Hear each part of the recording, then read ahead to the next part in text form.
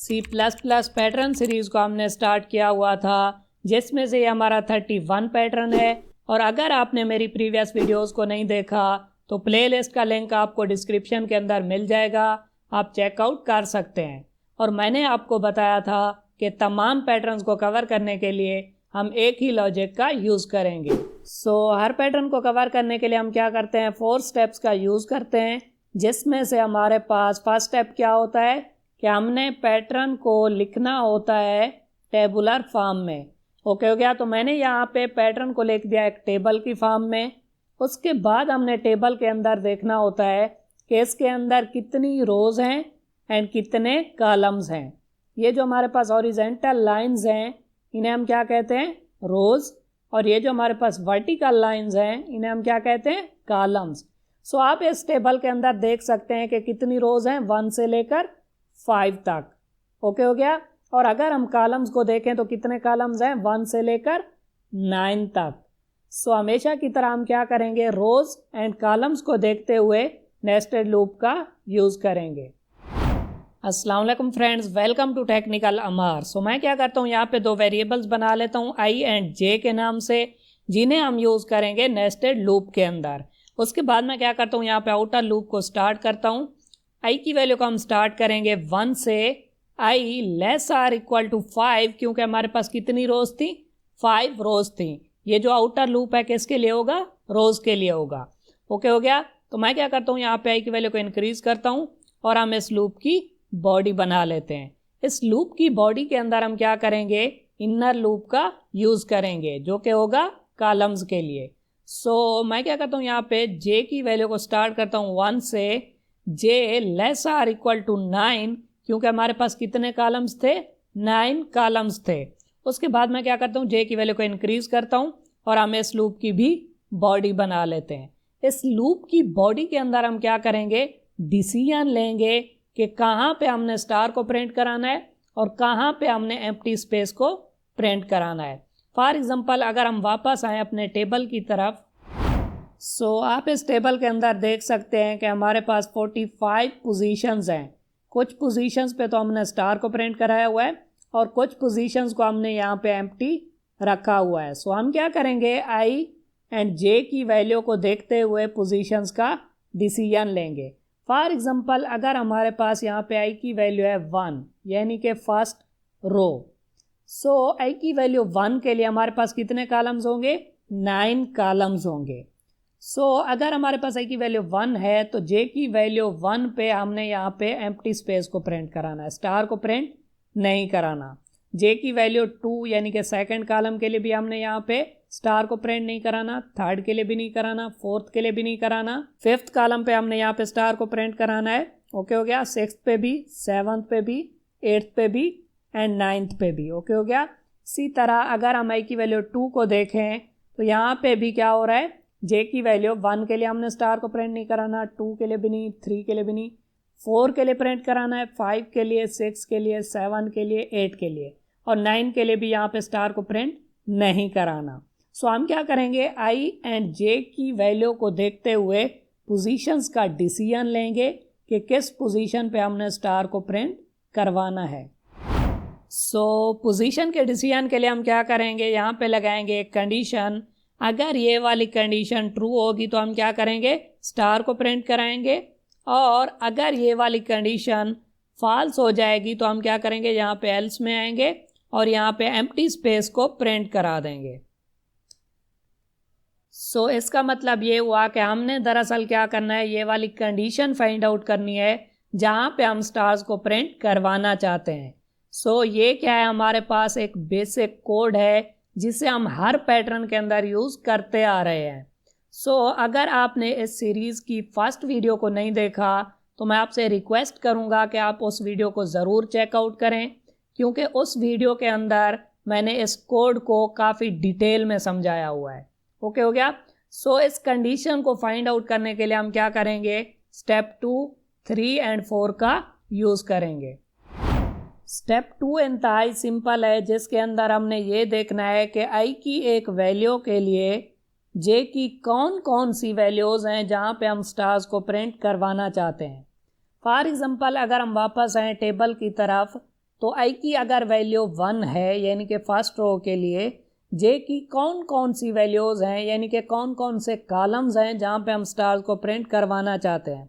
सो अगर आई की वैल्यू 1 है तो जे की कौन सी वैल्यूज़ हैं, 1 भी नहीं है, 2 भी नहीं है, 3 भी नहीं है, 4 भी नहीं है, 5 पे हम स्टार को प्रिंट करवाना चाहते हैं, 5, 6, 7, 8 एंड 9। सो हम यहाँ पे लिखेंगे कि अगर आई की वैल्यू 1 है तो जे की कौन सी वैल्यूज़ हैं, 5, 6, 7, 8 एंड 9। इसी तरह अगर आई की वैल्यू 2 है तो आप टेबल के अंदर देख सकते हैं कि जे की कौन कौन सी वैल्यूज़ हैं, 4, 5, 6, 7 एंड 8। सो हम यहाँ पे लिखेंगे 4, 5, 6, 7 एंड 8।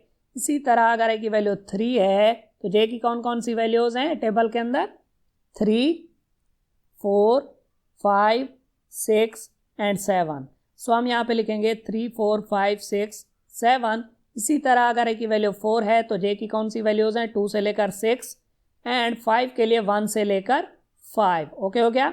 उसके बाद हम आएंगे स्टेप 3 में, जहाँ पे हमने क्या करना होगा, स्टेप 2 को जनरलाइज करके रिलेशनल ऑपरेटर की मदद से लिखना होगा, क्योंकि कंडीशन के अंदर हम क्या करेंगे, एक रिलेशनल ऑपरेटर को ही यूज़ करेंगे। सो अगर हम यहाँ पे लें एग्जाम्पल के तौर पर आई की वैल्यू 3।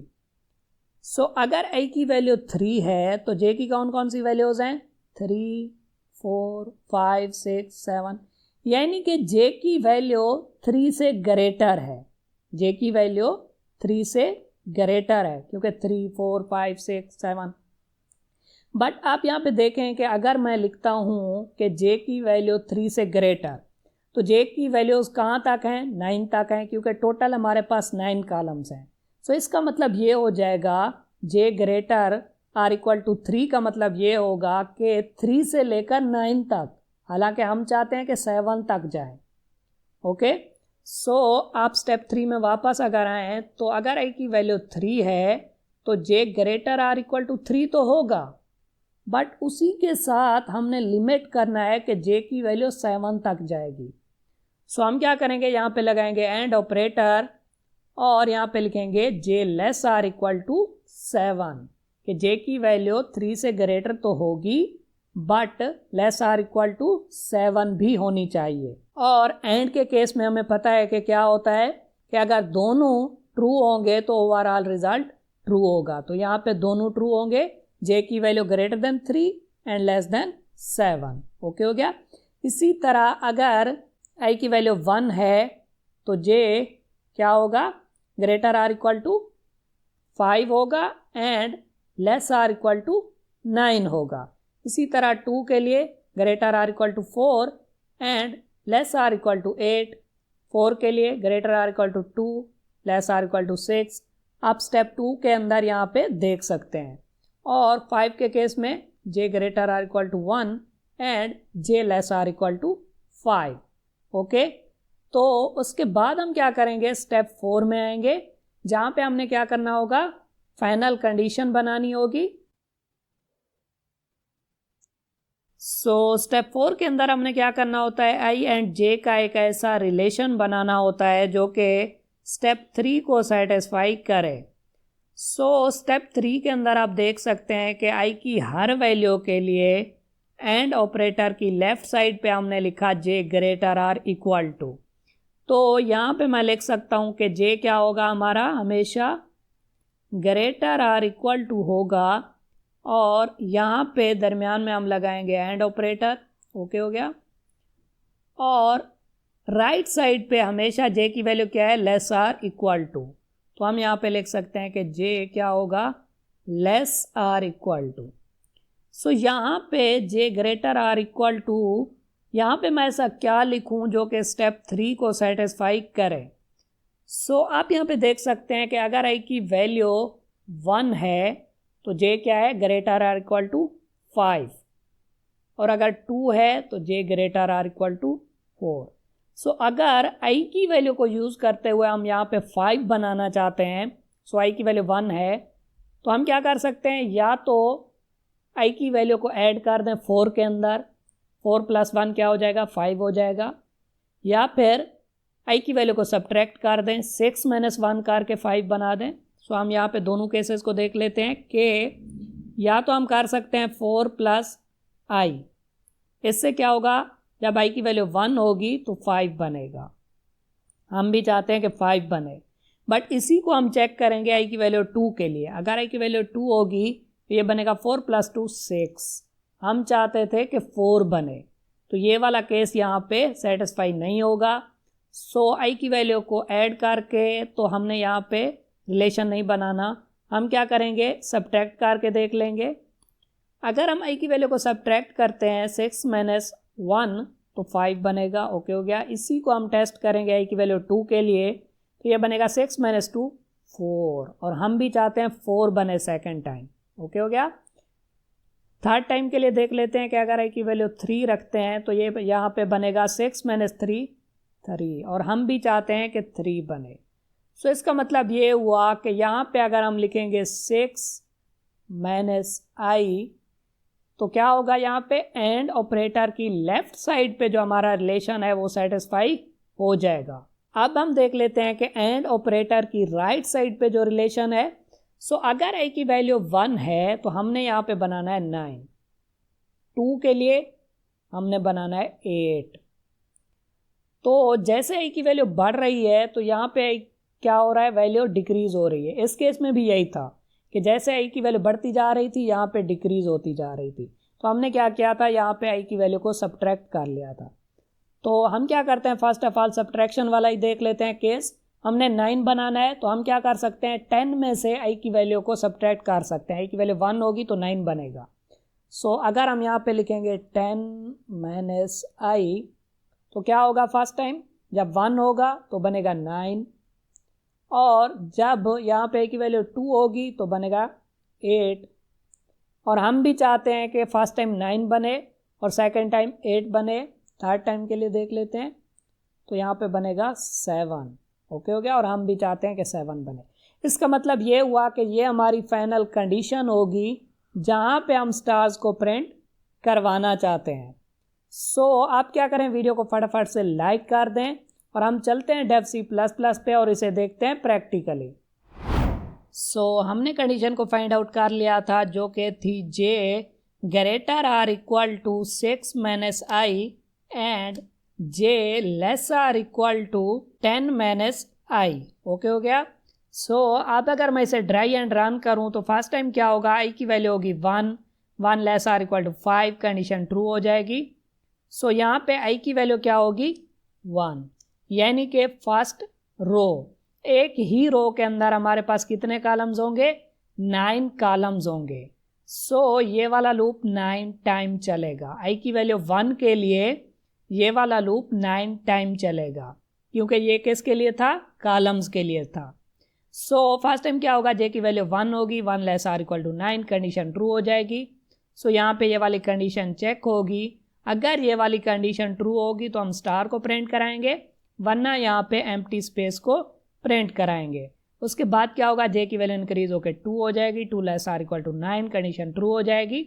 उसके बाद क्या होगा, यहाँ पे कंडीशन दोबारा चेक होगी। j की हर वैल्यू के लिए हम क्या करेंगे, यहाँ पे कंडीशन को चेक करेंगे। सो उसके बाद क्या होगा, j की वैल्यू 3 हो जाएगी। इसी तरह क्या होगा, ये वाला लूप 9 टाइम चलेगा। जब ये लूप 9 टाइम चल जाएगा तो उसके बाद क्या होगा, हम लूप के बाहर आ जाएंगे। जब हम लूप के बाहर आएंगे तो क्या होगा, एक रो कंप्लीट हो जाएगी। सो हम क्या करेंगे, यहाँ पे लाइन को एंड कर देंगे, क्योंकि हम चाहते हैं कि नेक्स्ट रो नेक्स्ट लाइन के अंदर आए। उसके बाद क्या होगा, i की वैल्यू इंक्रीज होकर 2 हो जाएगी, यानी कि सेकेंड रो स्टार्ट होगी। सो सेकेंड रो के लिए भी क्या होगा, ये वाला प्रोसेस रिपीट होगा। इसी तरह क्या होगा, i की वैल्यू इंक्रीज होकर 3 होगी, 4 होगी, 5 होगी, और ये वाला प्रोसेस रिपीट होता रहेगा जब तक कि 5 रोज कंप्लीट नहीं हो जाएंगी। सो अब अगर मैं इसे कंपाइल एंड रन करूं, सो आप यहाँ पे देख सकते हैं कि सेम उसी तरह का स्टार पैटर्न हमें देखने को मिल रहा है जो कि हम बनाना चाहते थे। C++ पैटर्न सीरीज में और भी बहुत से पैटर्न्स आने वाले हैं। सो आप क्या करें, मेरी C++ पैटर्न्स वाली प्लेलिस्ट को यहाँ से एक्सेस करें, और अगर आप किसी भी टॉपिक से रिलेटेड एग्जाम्पल प्रोग्राम्स को देखना चाहते हैं तो आप मेरी C++ एग्जाम्पल प्रोग्राम वाली प्लेलिस्ट को भी यहाँ से एक्सेस कर सकते हैं। और अगर आप C++ को बिल्कुल बेसिक लेवल से देखना चाहते हैं तो आप मेरी C++ ट्यूटोरियल फॉर बिगनर्स वाली प्लेलिस्ट को भी यहाँ से एक्सेस कर सकते हैं। इन तीनों प्लेलिस्ट के लिंक मैं आपको डिस्क्रिप्शन के अंदर भी दे दूंगा और आई बटन के अंदर भी दे दूंगा। वीडियो अच्छी लगी हो तो वीडियो को लाइक करें और चैनल को सब्सक्राइब करें। Thank you.